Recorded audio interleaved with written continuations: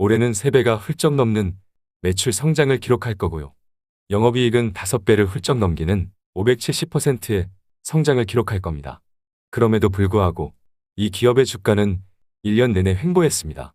뿐만 아니라 올해 퀀텀 점프하는 실적 성장에도 내년 매출과 영업이익 모두 50%를 훌쩍 넘기는 성장이 전망되고 있습니다. 그럼에도 불구하고 이 기업의 주가는 1년 내내 횡보했습니다. 뿐만 아니라 올해 퀀텀 점프하는 성장과 내년 고성장세에도 2024년 역시 내년보다 더 좋은 성장이 전망되고 있습니다. 그럼에도 불구하고 이 기업의 주가는 1년 내내 횡보했습니다.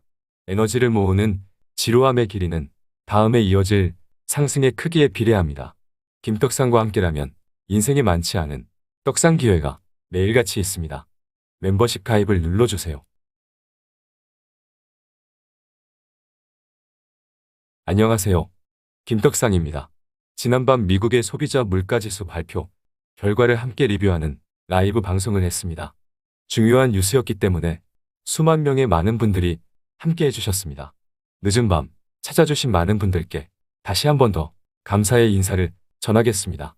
어제 라이브 방송을 함께하지 못한 분들도 계시기 때문에 오늘 제대로 정리를 한번 하겠습니다.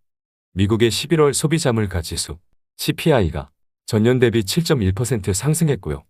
이는 지난 10월 7.7%보다 크게 둔화된 수치입니다. 이는 시장 예상치 7.3%보다 밑돈 수치이기 때문에 예상보다 물가가 조금이라도 더 빠르게 안정되고 있기 때문에 좋습니다. 물가 상승이 둔화되고 상승률은 꾸준히 낮아지고 있음이 느껴집니다. 아니, 아주 명확하게 보입니다. 전월과 비교한 상승률은 0.1%로 지난 10월 0.4%보다도 낮았는데요. 전월 대비 0.2% 상승했을 것이라는 월가 전망 역시 밑돈 수치이기 때문에 좋습니다. 변동성이 큰 에너지와 농산물을 뺀 근원 CPI는 전년 대비 6.0%, 전월 대비 0.2% 올랐는데요. 월가에서 예상한 11월 근원 CPI는 각각 6.1%와 0.3%였습니다. 근원 CPI 상승률 역시 전문가 전망치 전년 동월 대비 6.1%, 전월 대비 0.3% 상승을 하회했습니다. 전월 대비 0.2%의 근원 CPI 상승률은 지난해 8월 이후 최소치이기 때문에 지금 상황에서 기대할 수 있는 최선의 시나리오가 나온 겁니다. 이러고도 또다시 시장이 빠지면 진짜 어쩔 수 없다고 밖에 말할 수 없을 정도로 충분히 만족스러운 물가가 발표되었습니다.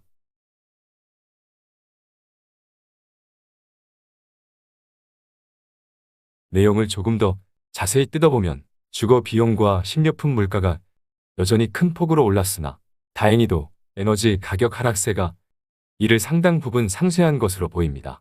전체 CPI의 3분의 1을 차지하는 주거 비용은 전월 대비 0.6%, 전년 동월 대비 7.1% 각각 올랐는데요. 다만 주거 비용의 전월 대비 상승률은 최근 4개월간 가장 낮았기 때문에 딱히 걱정할 문제는 아닌 것으로 풀이할 수 있겠습니다.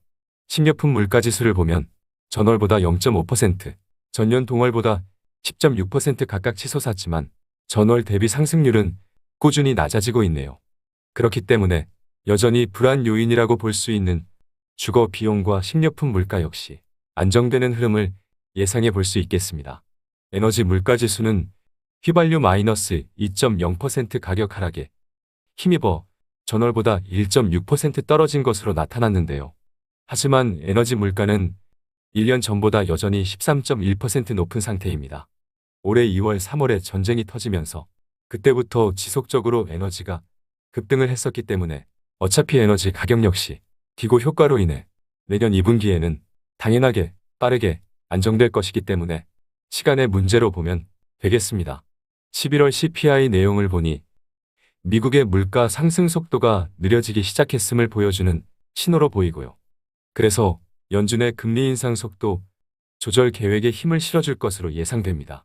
이틀간 올해 마지막 FOMC 정례회의를 여는 연준은 자이언트 스텝 한 번에 0.75%포인트 금리 인상 랠리를 마감하고 0.5%포인트로 기준금리 인상폭을 줄일 것으로 예상을 하는 것은 너무나도 당연해 보이네요.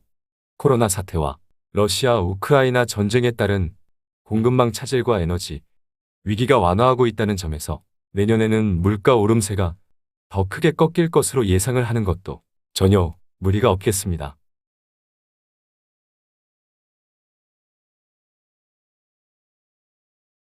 다만 지정학적 위기와 같은 여러 변수가 남아있는 데다 여전히 연준의 물가 상승률 목표치인 2%를 크게 넘은 상태여서 연준이 섣불리 금리 인하로 통화정책을 전환하기는 쉽지 않을 것이기 때문에 여전히 매수만큼은 김떡상을 패고 싶을 때나 고민을 하고 오늘처럼 분위기 좋을 때는 보유만으로도 충분하다는 투자 의견을 유지하는 것이 적절해 보이고요. 그래서 지수 차트를 보면서 점검을 해보면 좋을 것 같기 때문에 코스피 월봉 차트부터 봅시다. 이때 처참한 바닥 시그널을 만들었을 때가 2008년 리만 사태가 터졌을 때입니다. 최근에 모든 이평선을 깨부수는 바닥을 만들면서 2008년 리만 사태 때보다도 더 처참한 바닥을 만들어냈습니다. 새로운 악재만 없다면 이 정도면 충분히 쌍코피에 강냉이가 날아간 정도가 아니라 대형 사고가 터진 셈이기 때문에 이 정도 쳐맞았으면 됐죠? 그래서 혹시나 여기서 한 번 더 빼는 모습을 보인다면 마지막 인생 기회가 될 뿐이라는 의견을 달리할 이유가 없습니다. 이어서 주봉 차트를 봅시다. 작년 8월 빨간색 20주선이 깨진 이후 처음으로 20주선을 회복한 것을 주요하게 보고 있죠. 5개의 연속되는 양봉 덩어리로 회복했기 때문에 조금은 호들갑을 떨어도 괜찮지만 장기 조정장을 겪고 나니 호들갑 떠는 게 어색해졌네요. 뿐만 아니라 작년 8월 초록색 5주선과 빨간색의 20주선의 데드크로스가 출현하고 처음으로 5주선과 20주선의 골든 크로스가 출현한 것을 주요하게 보고 있죠. 다행히 20주선에서 지지를 받는 흐름이 나오고 있기 때문에 1년 4개월 만에 나온 긍정적인 시그널들이 유지되고 있습니다. 길게 보면 여전히 바닥이네요. 하지만 단기적으로는 이미 좋은 기회가 있었고 스토캐스틱의 포지션상 강하게 매수하라고 하기엔 애매하기 때문에 일봉 차트를 봅시다. 여기저기서 경기 침체를 우려하고 있기 때문에 내년엔 성장이 희소해질 수 있기 때문에 장기 고성장할 수밖에 없는 종목을 적립하는 매수는 괜찮아 보이네요.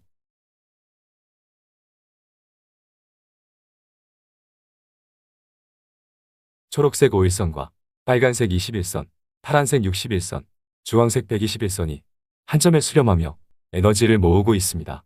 이대로 최대한 횡보하는 패턴이 나와야만 개인적으로는 가능성을 작게 보지만 혹시나 깊은 경기 침체가 오더라도 잘 버틸 거고요. 시장의 악재가 해소될 때 더 강한 상승을 만들 수 있기 때문에 이대로 최대한 에너지를 모으는 흐름이 베스트가 될 겁니다.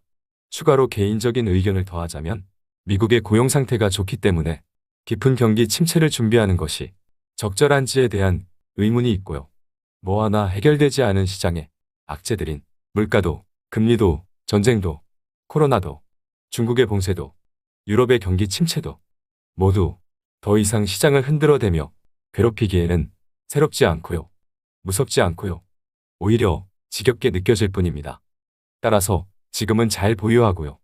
에너지를 모으며 잘 버티는 시장 흐름을 체크하면서 중간중간 장기 고성장할 수밖에 없는 종목들을 줍줍하면서 늦어도 내년 하반기 회복장과 2024년 이후 장기 금리 인하기에 도래하면서 인생 떡상하는 그림을 함께 그려가면 되겠습니다. 그렇죠? 그래서 이번 영상은 여기까지 하겠습니다.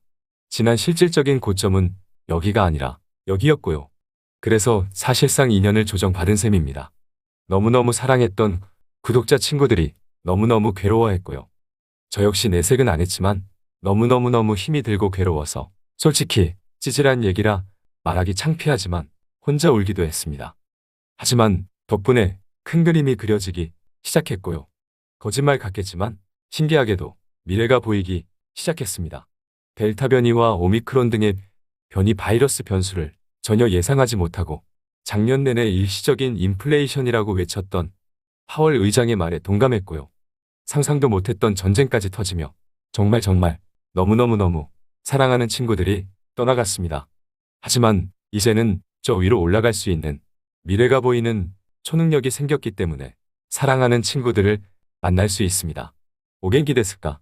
저 위에 올라갔을 때 다시 만날 수 있겠지? 사랑하는 나의 소울메이트.